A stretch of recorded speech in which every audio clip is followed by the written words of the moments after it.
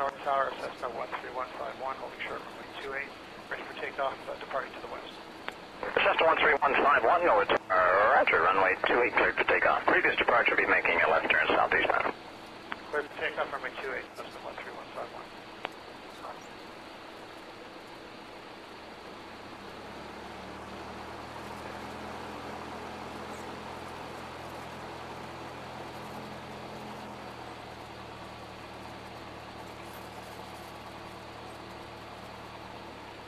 Speed.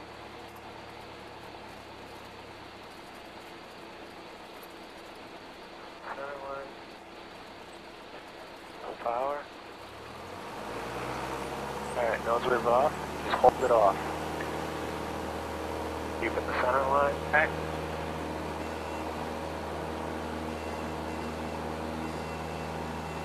Oh wow. Oh, keep the ground effect. Okay.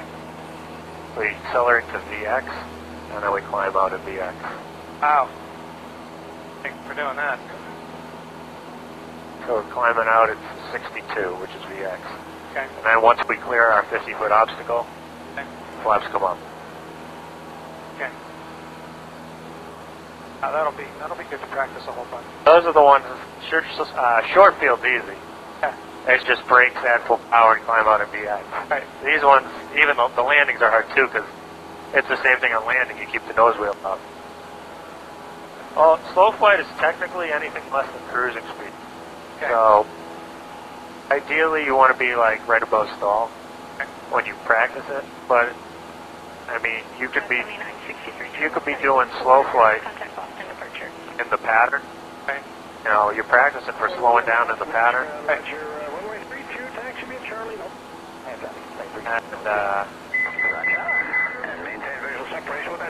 So you could be at any speed from right above stall up to below cruising speed when you're in the pattern if you're trying to give someone space or something like that. But for our purposes, you want to be like right above stall when you're doing this. So around like 60 is good.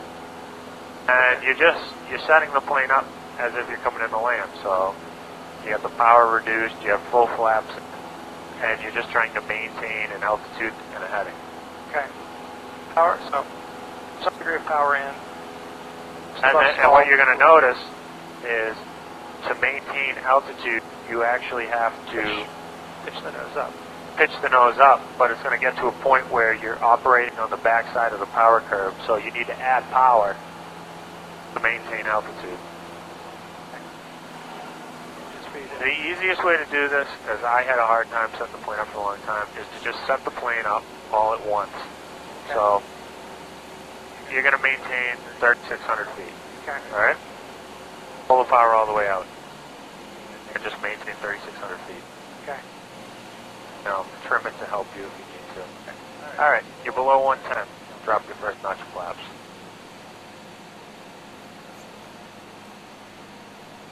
Below 85, drop your second notch of flaps.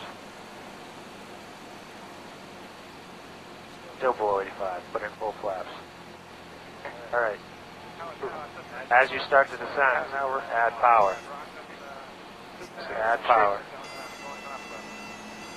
You need to add a lot of power.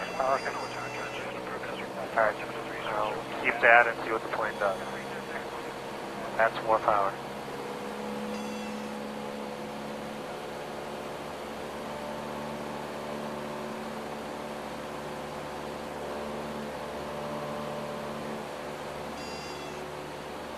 A lot of right rudder because of the power, right? For high RPM, high pitch, so a lot of right rudder. What is controlling our altitude?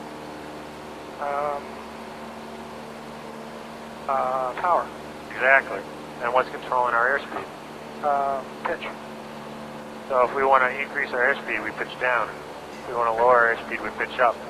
And we keep our altitude. So now we're climbing, so we have full power out. We started at 36, we're still climbing, so pull the power back a little more.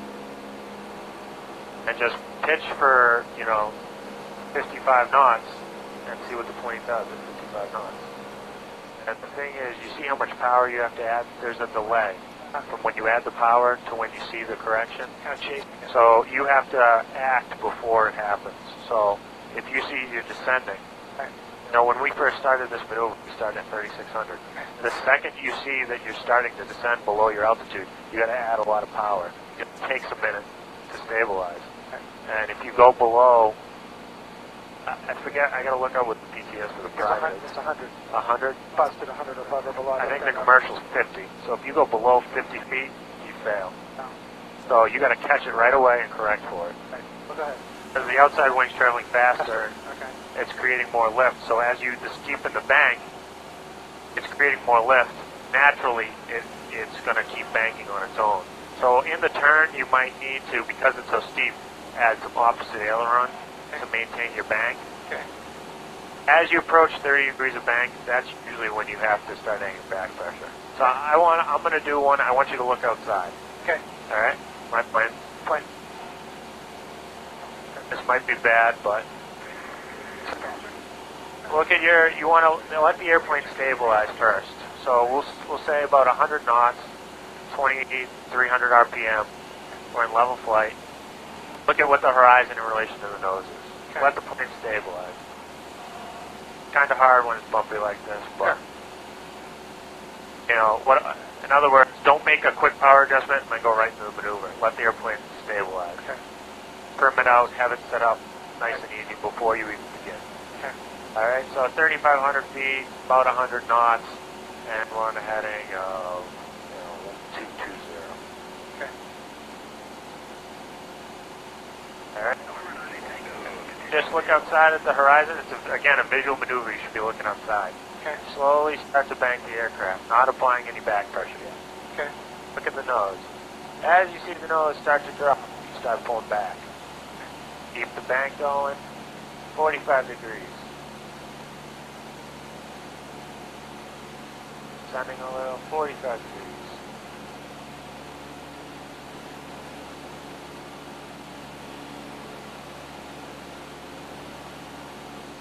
Descending, pull back. Descending, pull back.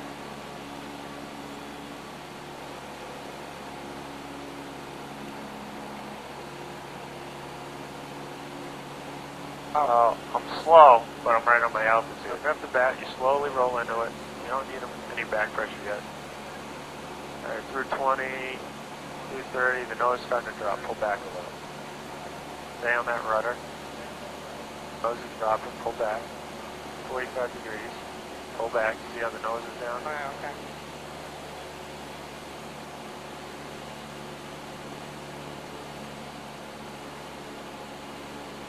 Nose is down a little bit. Pull back. That's good. Alright. Get ready to roll out. And remember, when you roll out, you're going to have to push forward. Good. Altitude wasn't too far off. Your airspeed was good. That was good.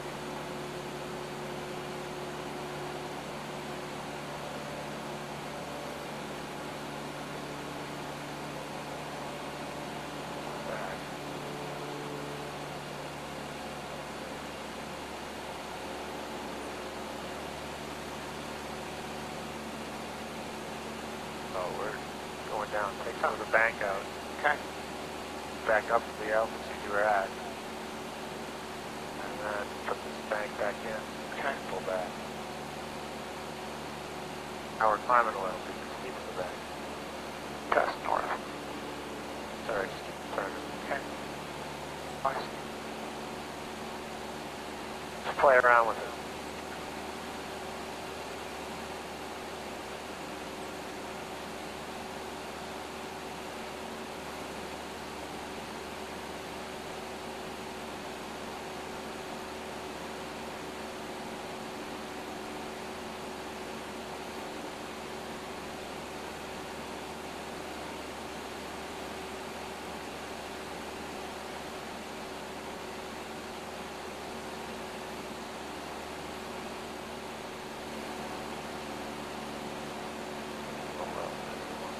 It's kind of fun. Yeah, just keep, if you just keep doing them, technically it's one, but if you do a couple and you can just play around with it and get the feel for making the adjustments.